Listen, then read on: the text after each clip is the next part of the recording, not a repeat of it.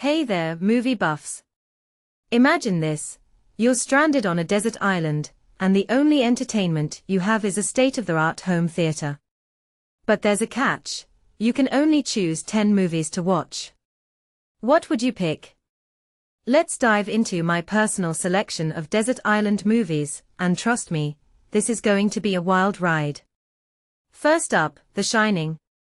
Now, I know what you're thinking. A horror movie on a deserted island. But hear me out. Stanley Kubrick's masterpiece is like a fine wine, it gets better with every viewing. I remember my initial reaction, not a fan. But with each rewatch, I discovered new layers of brilliance. The Overlook Hotel is a character in itself, and exploring its eerie corridors never gets old. It's a movie that keeps on giving, and that's why it's my top pick. Now, let's shift gears to some action. Predator is my go-to sci-fi action flick. Arnold Schwarzenegger at his prime, baby.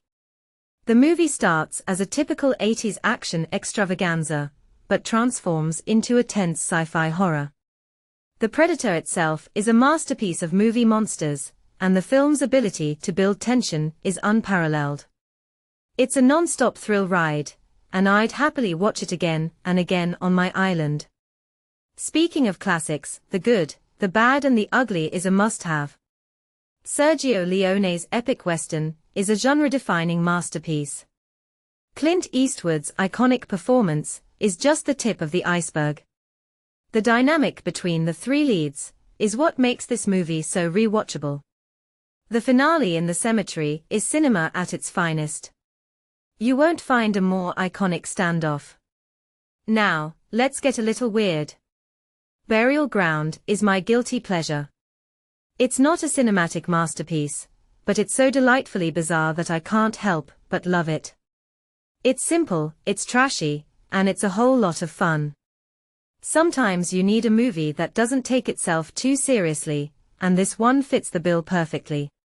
For my sci-fi fix, Star Trek II. The Wrath of Khan is the obvious choice. This movie has it all, action, humor, and deep emotional moments. William Shatner's vulnerable portrayal of Kirk is outstanding, and Ricardo Montalban's Khan is one of the greatest villains ever. It's a testament to the power of a well-crafted sequel. Now, let's talk about a true crime classic, Goodfellas. Martin Scorsese at his finest.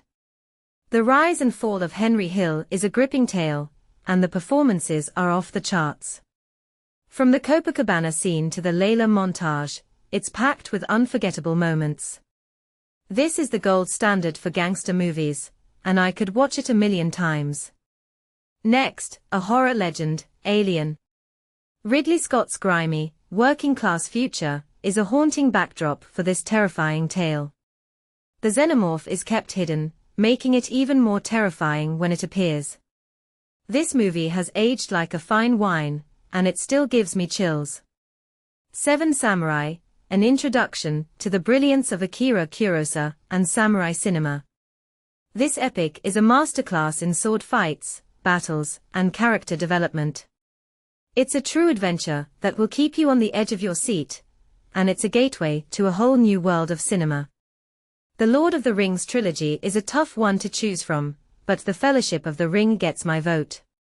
Peter Jackson's Middle-earth is a visual feast, and this film captures the wonder of discovering this world. From the Shire to Moria, it's an adventure like no other. It's a timeless classic that never fails to inspire. Lastly, my all-time favorite, Raiders of the Lost Ark. This movie has it all, adventure, humor, and unforgettable characters.